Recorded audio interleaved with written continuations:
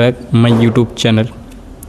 आज हम बात करने वाले हैं एंटीपेप्टिक अल्सर ड्रग्स की, जिसमें हम एक्सप्लेन करने वाले हैं डेफिनेशन क्या होगी, मैकेनिज्म ऑफ एक्शन क्या होगा, क्लासिफिकेशन क्या होगा, रूट ड्रग डोज क्या होगा और इंडिकेशन कॉन्ट्राइंडिकेशन क्या रहने वाली है। तो आइए देखते हैं पूरी टॉपिक।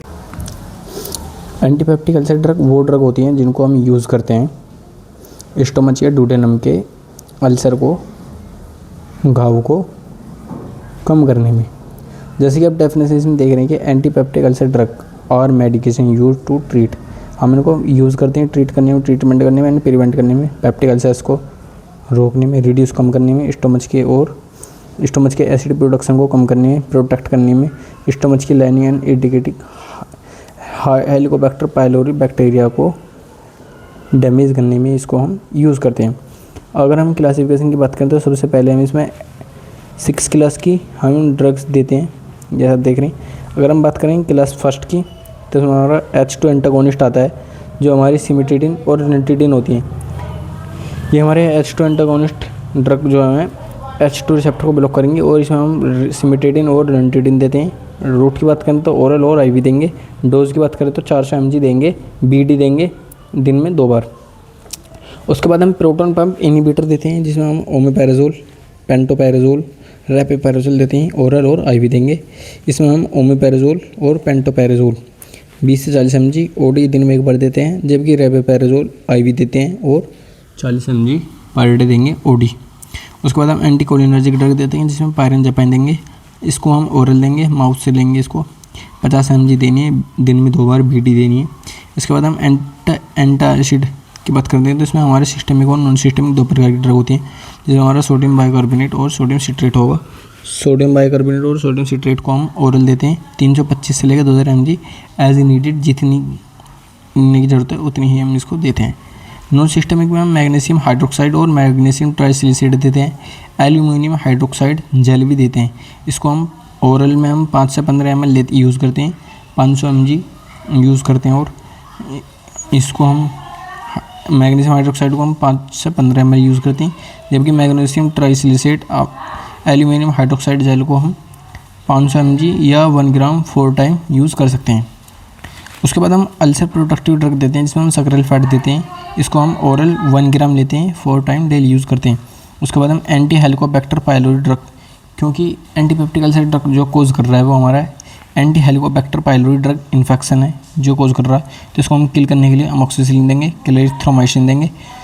अमोक्सिसिलिन ओरल लेंगे और क्लेरिथ्रोमाइसिन हम IV लेंगे।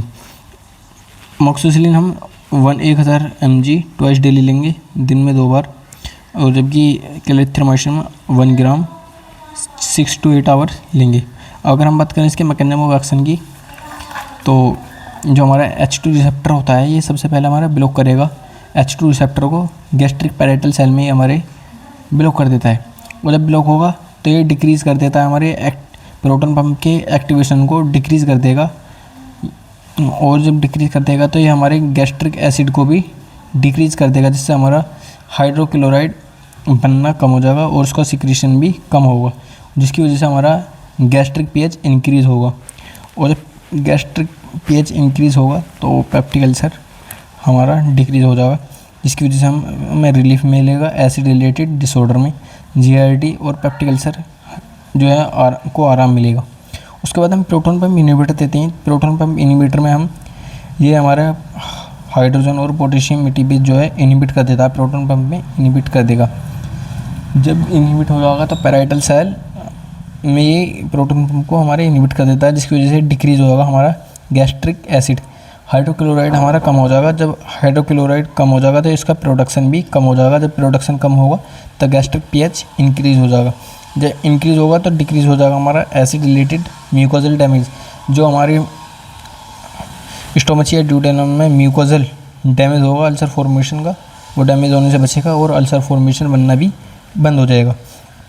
अगर हम हाइड्रोजन क्लोराइड की बात करें तो ये इसके फंक्शन की बात करें तो ये हमारा फूड को डाइजेस्ट करने में हेल्प करता है और हमारे ये खाने के साथ साथ बैक्टीरिया को भी या जर्म को किल करने का काम करता है। पेप्सिनोजन को पेप्सिन में एक्टिवेट करने का ये काम करता है। अगर हम बात करें एंटासिड की, तो एंटासिड जो न्यूट्रलाइज गैस्ट्रिक एसिड हाइड्रोक्लोराइड इन स्टोमच होता है। ये हमारे हाइड्रोक्लोराइड को न्यूट्रलाइज कर देता है गैस्ट्रिक एसिड में स्टोमच के अंदर, जिसकी वजह से हमारा पीएच जो है इंक्रीज हो जाता है गैस्ट्रिक कंटेंट में, जो ये एसिडिटी को हमारे रिड्यूस करता है। और उसके बाद हमारा प्रोवाइड कर देता है सिम्टम, रिलीफ करता है हमारा फ्रॉम हार्टबर्न और अल्सर, घाव से और हार्टबर्न यानी कि हमारे हार्ट में जलन को और अल्सर को ये से रिलीफ पहुंचाता है।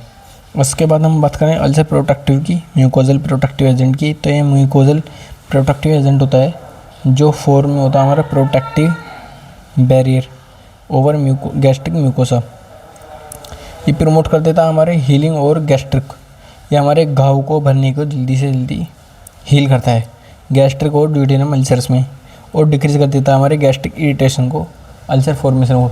मतलब ये हमारे घाव को दोबारा से फॉर्मेशन नहीं होने देता, अल्सर्स को कम कर देता है ताकि दोबारा ना बने, और गैस्ट्रिक इरिटेशन को भी डिक्रीज कर देता है।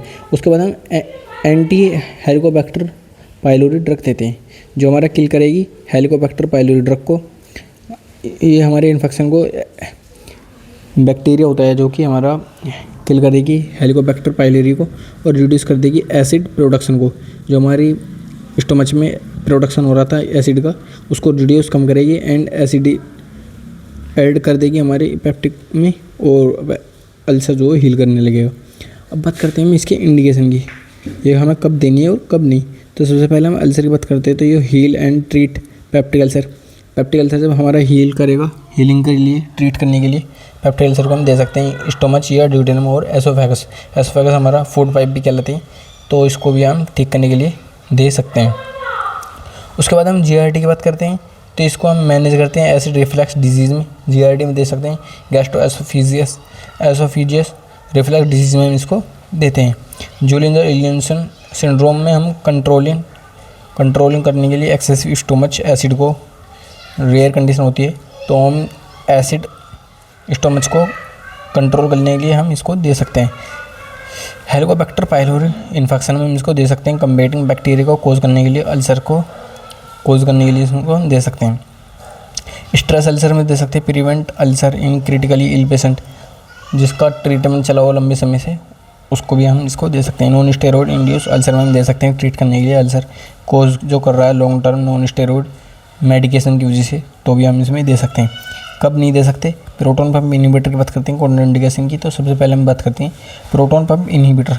तो एलर्जी, लीवर डिजीज़, अगर किसी को प्रोटॉन पंप इनहिबिटर से एलर्जी है उसको नहीं दे सकते, लीवर डिजीज़ है उसको नहीं दे सकते, लॉन्ग टर्म रिस्क है, अगर B12 magnesium deficiency long term से रिस्क है तो उसमें नहीं दे सकते। ऑस्टियोपोरोसिस, हड्डी अगर कमज़ोर है तो भी हम इसको नहीं दे सकते, प्रोटॉन पंप इनहिबिटर नहीं दे सकते।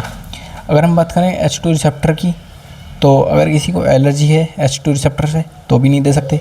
अगर रेनल इम्पेयरमेंट हुआ है तो भी हम इसको नहीं दे सकते। अगर हम बात करें एंटागो एसिड की, तो सीवियर रेनल फेलियर, अगर किसी का रेनल किडनी फेल हुई है तो हम इसको नहीं दे सकते। अगर इलेक्ट्रोलाइट इम्बैलेंस है तो भी नहीं दे सकते। डिहाइड्रेशन, अगर पानी की कमी है तो भी हम एंटासिड नहीं दे सकते। उसके बाद हम साइटोप्रोटेक्टिव या अल्सर प्रोटेक्टिव, तो अगर किसी को एलर्जी है, सैलिसिलेट, फ्लू, चिकन पॉक्स या चिल्ड्रन में रेनल इनसफिशिएंसी है तो हम इनमें भी नहीं दे सकते।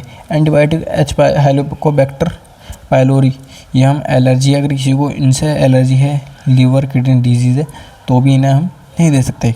अगर हम बात करें इसके साइड इफ़ेक्ट या एडवर्स इफेक्ट क्या होंगे, तो एंटासिड जो ब्लीडिंग कर देगा, बेल्चिंग करेगा विद कैल्शियम कार्बोनेट के साथ। H2 रिसेप्टर ब्लॉक जो है हमारा माइल्ड फटीग कर सकता है, रेयर होता है, स्किन रश कर सकता है। प्रोटॉन पंप इनहिबिटर हमारे नोजिया कर सकता है, एब्डोमिनल पेन कर सकता है, फ्लूटिलेंस कर सकता है। अल्सर प्रोटेक्टिव एजेंट जो होता है हमारा मेटालिक टेस्ट कर सकता है, ड्राई माउथ कर सकता है, मुंह को सुखा सकता है। एंटीबायोटिक हेलिकोबैक्टर पाइलोरी जो है हमारा बिटर टेस्ट कर सकता है, माइल्ड गैस्ट्रोइंटेस्टाइनल अपसेट कर सकता है। बिस्मुथ कंपाउंड जो हमारा माइल्ड नोजिया कर सकता है, रेयर हो सकता है। डार्क यूरिन को हमारा डार्क कर सकता है। अगर आपको ये टॉपिक अच्छा पसंद आया हो, समझ में आया हो, तो चैनल को सब्सक्राइब करें, लाइक करें, वीडियो को कमेंट करें और नेक्स्ट टॉपिक पर हम किस पे वीडियो बनाएं उसके लिए बता सकते हैं। Thank you.